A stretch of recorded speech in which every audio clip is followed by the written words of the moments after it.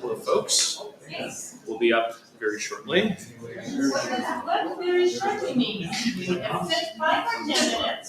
Well, after a decade of Justin Trudeau, we've had to account for his delays. How dare you make us work on this? This is all your fault. Completely in your fault.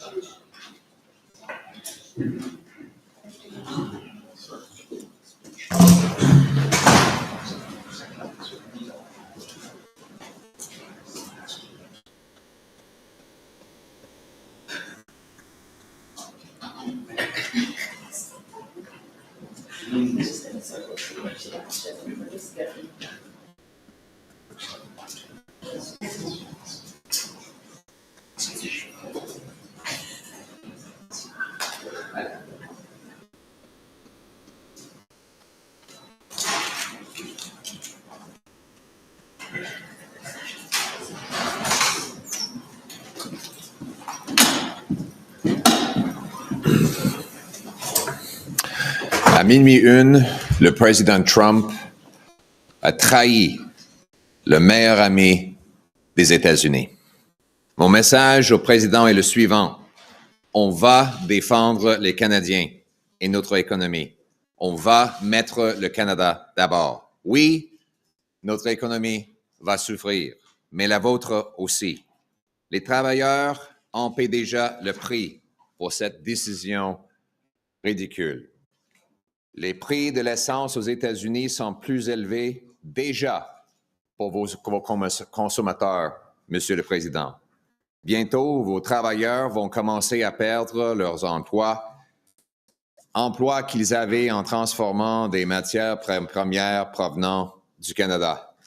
Et vos travailleurs vont perdre les emplois parce qu'on va devoir riposter contre les produits américains qui entrent dans notre pays pour nos consommateurs. Et c'est que le début. Les Canadiens, oui, c'est vrai, on est gentils.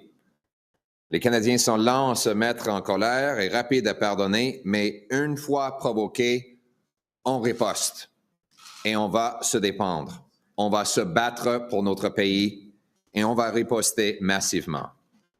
Je m'adresse maintenant aux millions de Canadiens inquiets après l'attaque injustifiable contre notre économie par le président Trump, aux travailleurs de l'automobile, aux travailleurs forestiers, aux travailleurs de l'acier et d'aluminium, aux travailleurs des mines, de l'énergie, aux camionneurs, aux agriculteurs et à tous les Canadiens qui travaillent fort chaque jour pour produire les biens qu'on vend aux États-Unis et ailleurs dans le monde. Je vais me battre pour vous. Je vais me battre pour votre emploi, pour votre famille, pour que vous puissiez acheter et payer une maison et pour votre retraite. Je vais me battre pour mettre le Canada d'abord. Avant l'entrée de ces tarifs hier, vous auriez probablement pas pu imaginer que la situation allait empirer. Avant ces tarifs douaniers, les choses étaient déjà très, très difficiles pour vous. Vous vous demandez comment vous alliez payer le loyer qui n'arrête pas d'augmenter, ou même d'acheter une maison après que les coûts du logement ont doublé depuis 10 ans, augmentant plus rapidement ici au Canada que dans tous les autres pays du G7. Vous avez réduit votre alimentation parce que le prix d'un panier d'épicerie a augmenté 37% plus rapidement ici au Canada qu'aux États-Unis depuis les 5 dernières années. Vous faites peut-être déjà partie des 2 millions de personnes qui ont fait la file dans les banques alimentaires, un nombre qui avait doublé avant l'application de ces tarifs. Vous avez probablement remarqué que votre salaire n'augmente pas assez vite que l'inflation, après que le Canada ait connu la pire croissance économique parmi les pays du G7 depuis 10 ans. Peut-être, vous avez déjà remarqué que votre entreprise a transféré déjà des emplois aux États-Unis avant les droits de douane, alors que des PDG égoïstes privilégiaient leurs actions avant votre emploi et qu'un demi-billion de dollars d'investissement a déjà quitté notre pays. Et maintenant, ceci. Mais je suis ici avec un message de rassurance et de l'espoir. On va surmonter cette attaque contre notre économie. Et j'ai un plan pour y arriver. Premièrement, on doit riposter en ciblant les produits américains dans l'ordre suivant. A, les produits qu'on fabrique nous-mêmes. B, les produits qu'on n'a pas besoin, dont on n'a pas besoin. C, les produits qu'on peut acheter des autres pays. Deuxièmement, les contre-tarifs ne doivent pas être une source de revenus pour le gouvernement. La quasi-totalité des tarifs douaniers perçus devrait être consacrée à couper les taxes et les impôts, avec une partie mise à côté pour venir en aide aux travailleurs les plus touchés par la guerre commerciale. Aucun de ces fonds devrait être affecté à de nouveaux programmes ou de nouvelles dépenses gouvernementaux non liées à la guerre commerciale. On ne doit pas permettre aux politiciens d'utiliser cette crise de manière malhonnête pour se lancer dans une nouvelle frénésie de dépenses alimentées par la dette et l'impression de monnaie qui va faire augmenter l'inflation et qui va détruire davantage notre classe ouvrière. Troisièmement, on doit immédiatement couper les taxes et les impôts sur le travail, l'investissement, l'énergie et la construction de logements. Ça va neutraliser l'effet des tarifs douaniers et déclencher des grands investissements qui va ramener la production et la souveraineté économique chez nous. C'est évident qu'on doit commencer par supprimer la taxe libérale sur le carbone, la taxe de vente sur les maisons neuves, la hausse de la taxe libérale sur les gains en capital et réduire les impôts sur le revenu pour que le travail soit à nouveau payant. Quatrièmement, on doit immédiatement abroger la loi libérale interdisant les pipelines, c'est-à-dire C-69, pour permettre la construction de projets. On doit donner le feu vert au projet de GNL, y compris GNL Québec. Les Québécois veulent GNL Québec. Et moi, je vais donner le feu vert au GNL Québec et d'autres projets. Je le dis en français fièrement, je suis pour les pipelines. Je le dis en français, je le dis en anglais, je le dis à travers le Canada. On va bâtir les pipelines. Ou bien les autres partis vont continuer de donner notre pétrole à prix plus bas à Donald Trump. On va aussi donner le feu vert aux mines, aux centres de données, aux centrales de l'électricité. Il faut accélérer les choses. Cinquièmement, savez-vous quel secteur Donald Trump ne contrôle pas du tout au Canada? La construction de logements. On n'a pas besoin de lui pour construire notre propre maison. On ne les exporte pas, on les bâtit ici. C'est une industrie locale chez nous qui crée des millions d'emplois, déclenchant le plus grand boom de la construction de logements en supprimant immédiatement toutes les paperasses et toutes les taxes sur la construction. Ça va aussi donner notre secteur de bois d'œuvre qui a été déjà attaqué par Joe Biden. Ça va donner à ces travailleurs plus de ventes pour en même temps donner le logement aux autres. Sixièmement, rassemblant les provinces pour éliminer les barrières commerciales et créer une économie nationale de libre marché. Septièmement, on doit fermer nos frontières et fermer nos frontières aux criminels, aux drogues, aux fusils illégaux pour renforcer notre souveraineté et on doit rebâtir notre militaire pour prendre le contrôle de notre propre défense. Toutes ces choses, couper les taxes et impôts, bâtir des logements et des pipelines, réparer le budget, stopper les crimes étaient des grandes idées conservatrices avant ces tarifs. Maintenant, ces idées sont absolument essentielles. Mais rien de tout ne s'est produit depuis les 100 jours. Ça fait presque 100 jours depuis les premières menaces de Donald Trump. Et qu'est-ce que le gouvernement a fait ici pour nous rendre plus souverains et indépendants? Ces portes ici sont fermées depuis des mois lorsque les libéraux se battent pour leur pouvoir. Donc, la taxe carbone qui détruit les emplois est toujours en place. La taxe de vente s'applique toujours aux nouvelles maisons. La loi interdisant les pipelines C-69 est toujours là. Les déficits massifs et inflationnistes sont toujours en place. Aucune loi n'a été modifiée, aucun impôt n'a été réduit, aucune mesure n'a été prise pour nous libérer de l'emprise de Trump et des États-Unis. On a besoin d'un changement et on va avoir un vrai changement. Oui, ça va être difficile, mais bâtir le Canada était difficile et les Canadiens sont forts. On va reconstruire notre pays et la promesse du Canada.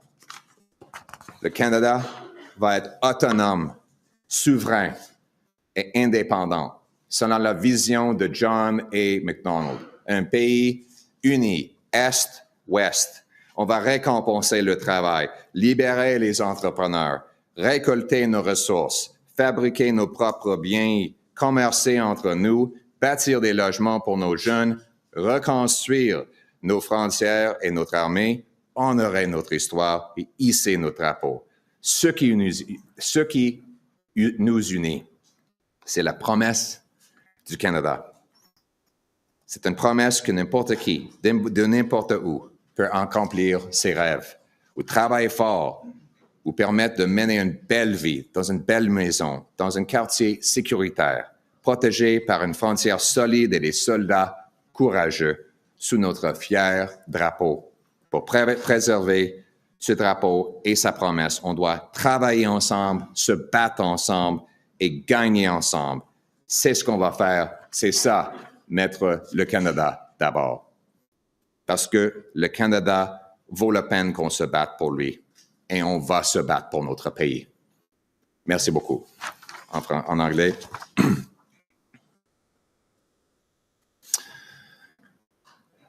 At 12:01 a.m., President Trump stabbed America's best friend in the back.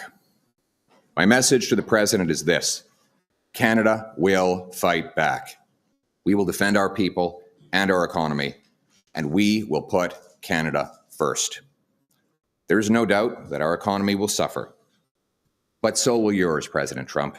In fact, you're already paying the price, with trillions of dollars erased in stock market value over the last month of these threats. Already, Americans are paying higher gas prices. As at midnight, a new American gas tax kicked in on U.S. working class taxpayers and motorists. Your workers will soon start losing jobs they had upgrading Canadian raw materials, which, by the way, you were getting at an incredible and ridiculous bargain. And your businesses will be selling fewer products to your closest neighbor. And that's only the beginning. While Canadians are slow to anger and quick to forgive, once provoked, we fight back. And we will fight back.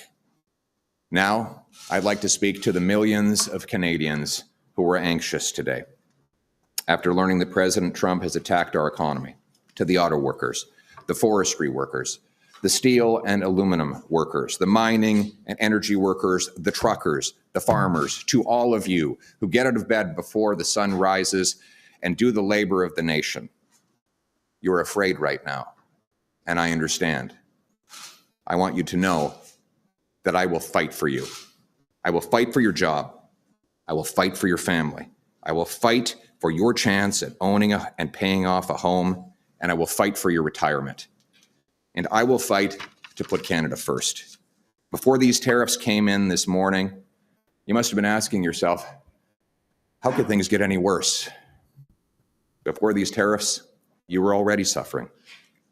You wondered how you'd pay the rent, or eventually dream of buying a home after housing costs had doubled over the last decade, rising faster than in any other G7 country. You've downgraded your diet as food prices have risen 37% faster in Canada than in the United States over the last 5 years. You might be one of the 2 million people, a record-breaking number, lined up at food banks, a number that has more than doubled before these tariffs applied.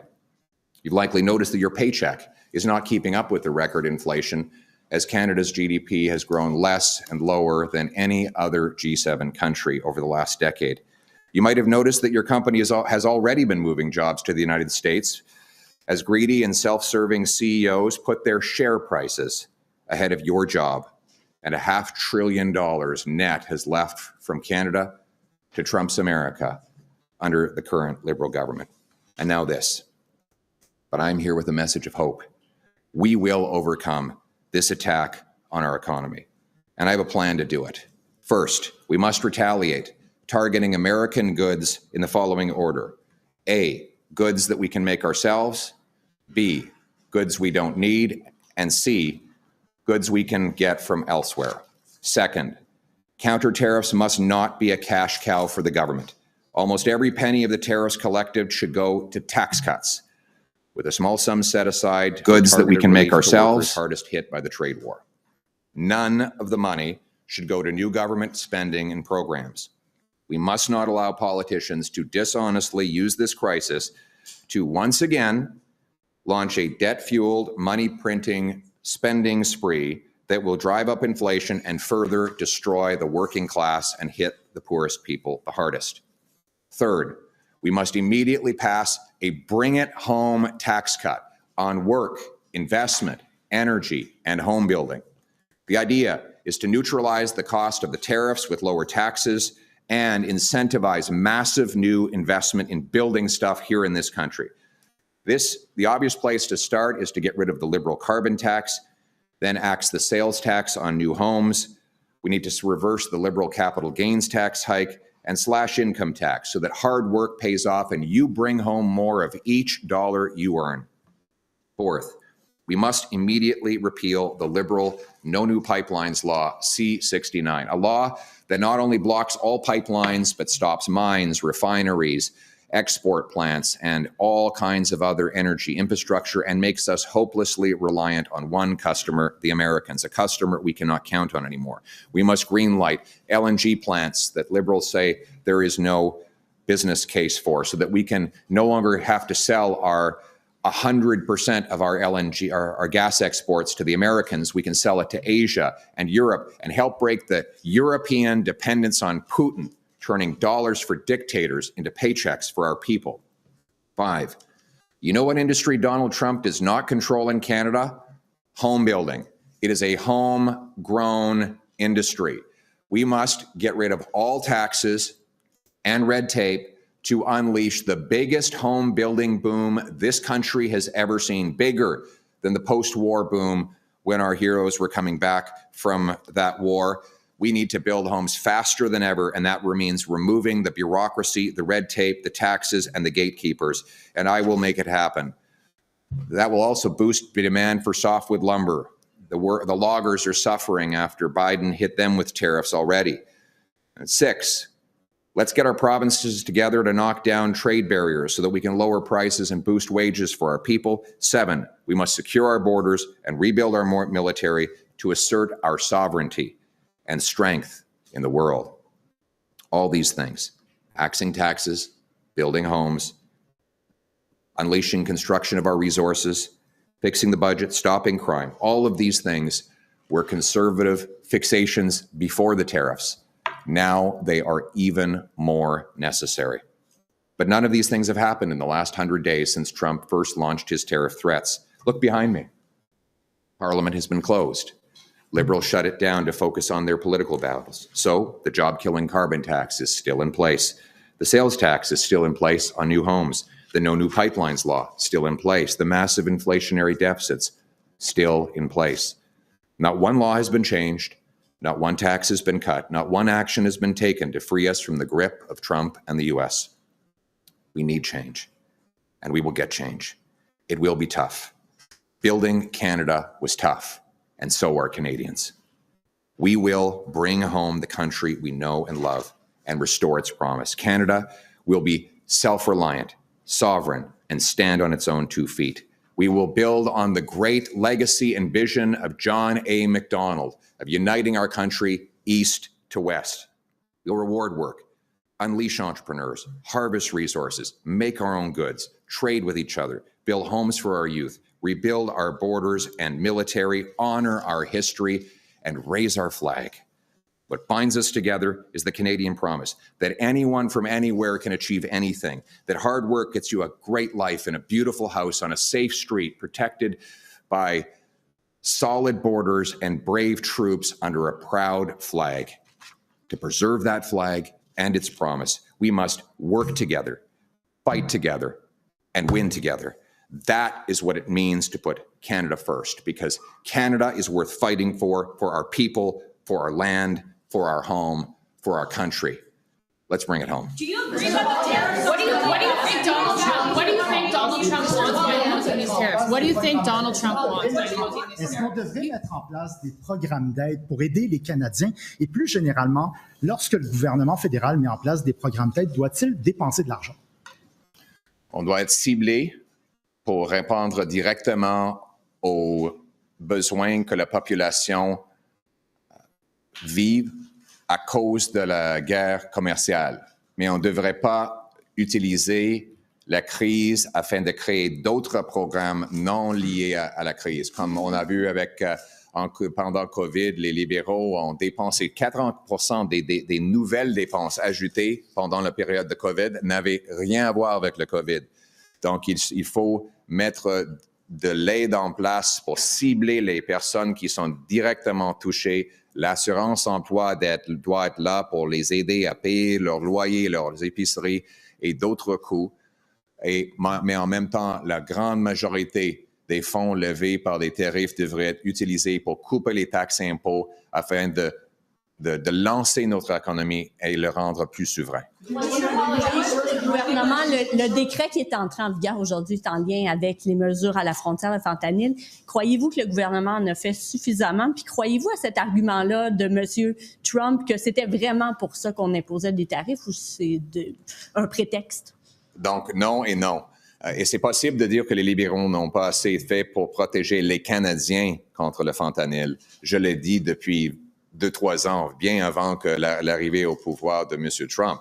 Mais ce n'est pas la justification. M. Trump n'a pas de justification pour mettre les tarifs contre les Canadiens. Il n'y a pas de justification. Il y a des armes et de fentanyl et des migrants illégaux qui viennent des États-Unis au Canada. Est-ce que c'est sa faute à lui? C'est pas une excuse. Oui, on doit s'attaquer au fentanyl, mais pas pour plaire à Donald Trump. C'est pour qu'aucune mère reçoive un claque à la porte d'un policier pour l'informer que son fils est mort sur la rue. On doit protéger notre monde. On doit mettre des peines de vie en place pour des grands vendeurs de fentanyl. On devrait ajouter un autre 2000 agents frontaliers. On doit mettre des drones, des tours de surveillance, des scanners, des boîtes qui entrent dans notre pays. On doit arrêter le fentanyl pour les Canadiens, pas pour M. Trump. How would you support Canadian business and workers? Sorry, I didn't get a chance to say that in English. The question was, have the Liberals done enough on fentanyl, and is that a good justification for Trump's tariffs? And the answer to both questions is no and no. No, the Liberals have not done enough on fentanyl, but not because they should have been doing it for Trump. They should have been doing it for Canadians. We've lost 50,000 people to fentanyl. That's more than died in the Second World War. And that is because of the weak borders, the soft laws, and the radical liberalization of drugs that the Liberals experimented with and that they want to continue on with. I would ban the drugs, add 2,000 CBSA border guards, more surveillance towers, scanners, and drones to interrupt the illegal entry of fentanyl into our country. And I would treat fentanyl dealers for what they are. They are mass murderers, and they will get life sentences when I'm Prime Minister. But let's be clear, that is not a justification for tariffs. We have guns, drugs, and illegal migrants coming from the United States to Canada. We have never tariffed the Americans for that. If the president wants to fight fentanyl, I agree with him, but I would do it not for President Trump. I would do it for Canadians so that not one more mother gets the knock on the door from a police officer telling her that her son has died in a back alley. Do you believe that this is about annexing Canada? Support package, whatever you want to call it, require reopening the House and passing legislation? Is this something you're open to doing, even if it requires supporting the Liberals on confidence we matters? should have had the House open for the last 2 months. No, we haven't. That's a question for the Liberals. They're the ones that shut down Parliament, and that's why we haven't had those debates. Last question. Le président américain a dit que vous êtes. He's not a MAGA guy. I don't like what he says about me. Comment, dans ce contexte, vous pensez établir une relation personnelle avec M. Trump? Ça va être quoi votre stratégie pour l'approcher? Si jamais vous gagnez. Mais c'est vrai, je ne suis pas pour MAGA, je suis pour le Canada d'abord. Je sais que M. Trump ne m'aime pas. C'est correct. Je ne travaille pas pour lui. Ça ne m'intéresse pas d'être aimé par M. Trump ni personne d'autre. Je suis là pour les Canadiens d'abord et je vais défendre notre pays, nos emplois, notre sécurité et notre souveraineté, peu importe ce que les politiciens ailleurs au monde pensent de moi. Donc,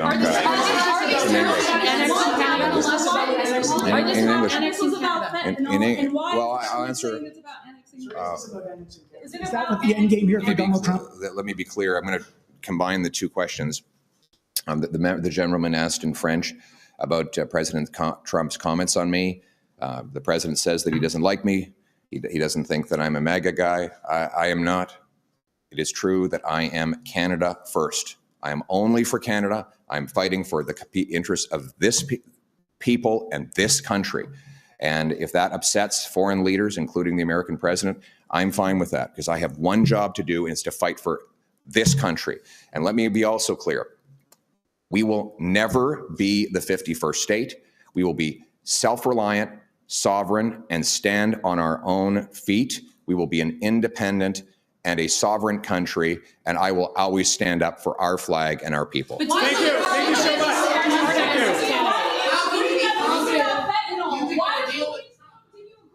All right, that is the message from Conservative leader Pierre